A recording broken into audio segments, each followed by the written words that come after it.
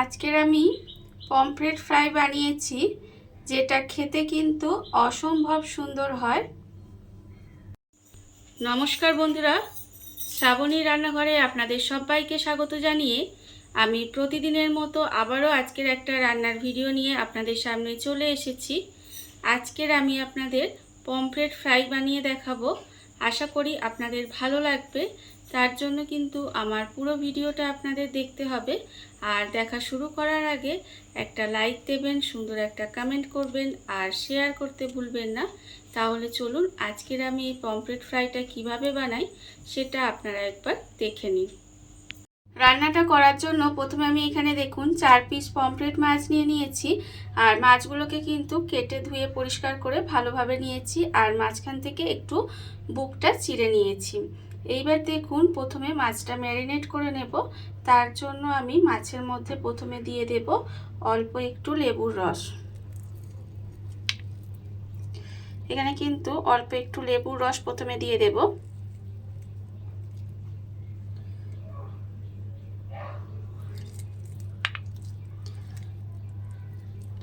লেবুর রস দিয়ে দিলাম। দিয়ে এবারে কিন্তু এই যে দানাগুলো পড়েছে এইগুলোকে একটু প্রথমে তুলে ফেলে দেব।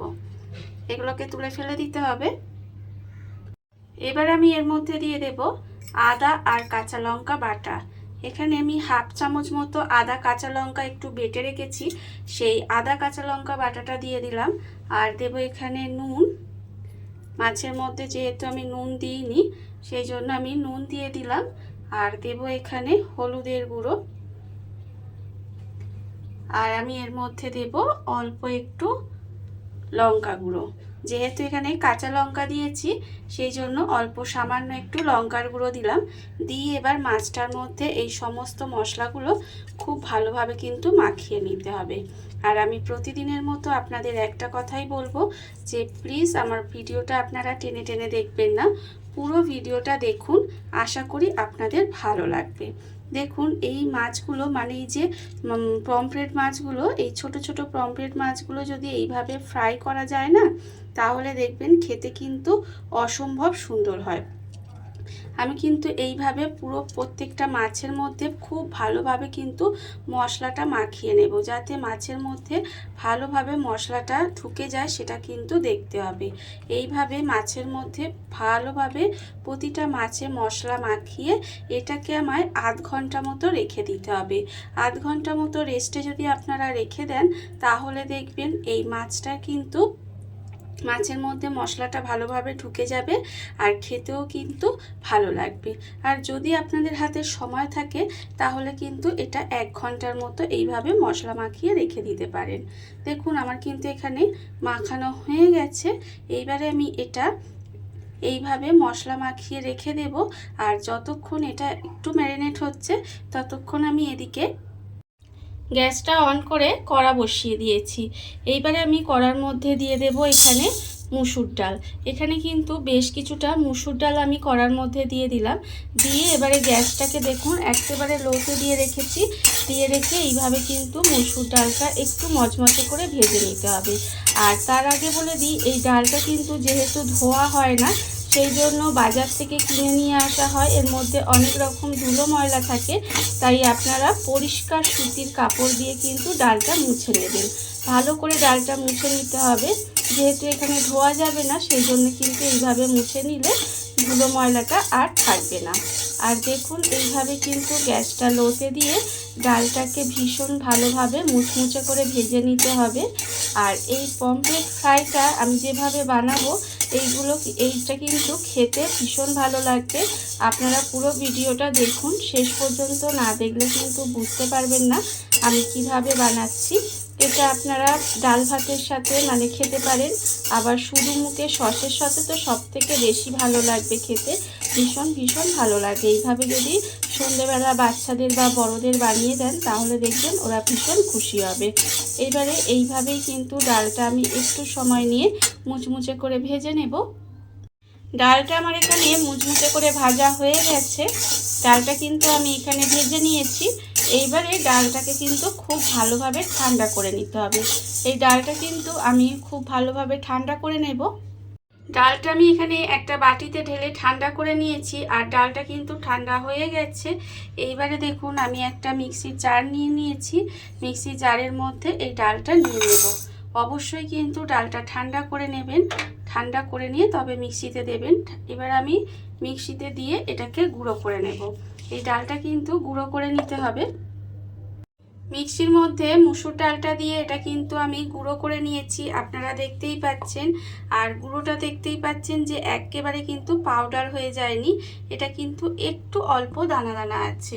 এইভাবেই কিন্তু গুঁড়োটা করে নিতে হবে, একেবারে কিন্তু মিহি পাউডার করা যাবে না, তাহলে কিন্তু অতটা খেতে ভালো লাগবে না। দেখুন এটা গুঁড়ো হয়ে গেছে। এইবার আমি একটা প্লেট নিয়ে নিয়েছি, প্লেটের মধ্যে এটা ঢেলে নেব।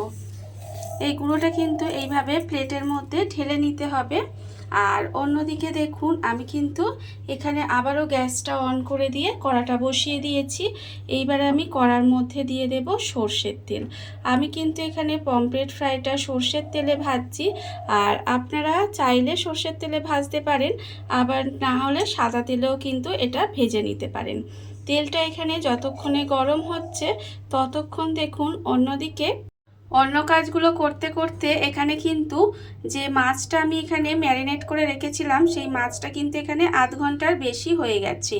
এইবারে দেখুন তেলটা ওখানে আমি গরম করতে দিয়েছি, আর এই মাছগুলো আমি নিয়ে এইভাবে মশলা মাখানো মাছগুলো নিয়ে এবারে এই যে ডালের গুঁড়োটা আমি বানিয়ে রেখেছি সেই ডালের গুঁড়োর মধ্যে কিন্তু এইগুলো মাছগুলো দিয়ে দিতে হবে, দিয়ে এইভাবে একটু ডালের গুঁড়োটা মাখিয়ে নিতে হবে। দেখুন আমি ঠিক কিভাবে করছি, এইভাবেই কিন্তু করে নিতে হবে। ভীষণ ভালো লাগে খেতে, আমি বারবার বলছি আপনারা কিন্তু এইভাবে একদিন হলেও বানিয়ে খেয়ে আমাকে কিন্তু কমেন্ট করে জানাতে ভুলবেন না যে আপনাদের কেমন লাগলো। দেখুন এইভাবে কিন্তু সুন্দর করে মাছের মধ্যে এই ডালের গুঁড়োটা মাখিয়ে নিয়েছি। আর অন্যদিকে দেখুন এখানে কিন্তু তেলটাও আমার ভালোভাবে গরম হয়ে গেছে।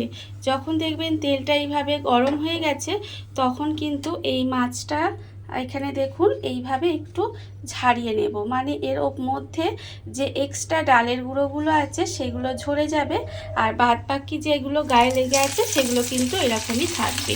এইবারে এটাকে তেলের মধ্যে দিয়ে দেব, দিয়ে আস্তে আস্তে কিন্তু ভেজে নিতে হবে। আর দেখুন এই সময় গ্যাসটা আমি লোতে দিয়েছি, লোতে দিয়েই কিন্তু এইভাবে উল্টে পাল্টে লাল লাল করে একেবারে মুচমুচে করে ভেজে নিতে হবে। দেখবেন ভীষণ ভালো খেতে লাগে। এইভাবেই কিন্তু আমি একটু সময় নিয়ে তারপরে এগুলো ভেজে নেব। আর একটা পিঠ যখন দেখবেন একটু লাল হবে তারপরেই কিন্তু এটা উল্টে দেবেন, উল্টে দিয়ে এইভাবেই কিন্তু উল্টে পাল্টে একটু লাল করে ভেজে নিতে হবে। মাছটা আমি এখানে উল্টে পাল্টে লাল লাল করে ভেজে নিয়েছি। দেখুন এটা কিন্তু লাল করে ভাজা হয়ে গেছে, আমার কিন্তু একদম মুচমুচে করে লাল করে ভাজা হয়ে গেছে। এইবার আমি এটাকে তুলে রেখে দেব। এটাকে কিন্তু তেলটাকে ঝাড়িয়ে ভালোভাবে তুলে রেখে দিতে হবে। আর এতক্ষণ পর্যন্ত যারা ভিডিওটা দেখছেন অথচ একটা লাইক দিতে ভুলে গেছেন তাদেরকে বলছি অবশ্যই করে একটা লাইক দিয়ে দেবেন। আমি এখানে মাছটাকে তুলে রেখে দিলাম, আর আবারও কিন্তু দেখুন যে ডালের গুঁড়োটা করে রেখেছি তার থেকে কিন্তু একটা মাছ আবারও এর মধ্যে নিয়ে নিয়েছি, নিয়ে এইভাবে আবারও সুন্দর করে ডালের গুঁড়োটা মাখিয়ে নিতে হবে।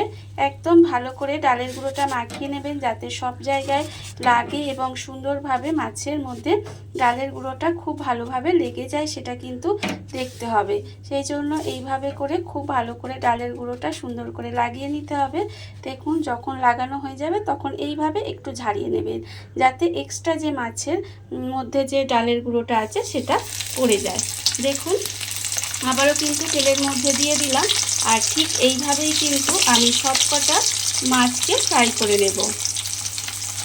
দেখুন বন্ধুরা, বাড়িতে থাকা কত অল্প উপকরণে কত অল্প সময় কত সুন্দর একটা পমফ্রেট ফ্রাই তৈরি হয়ে গেছে, আপনারা দেখতেই পেলেন।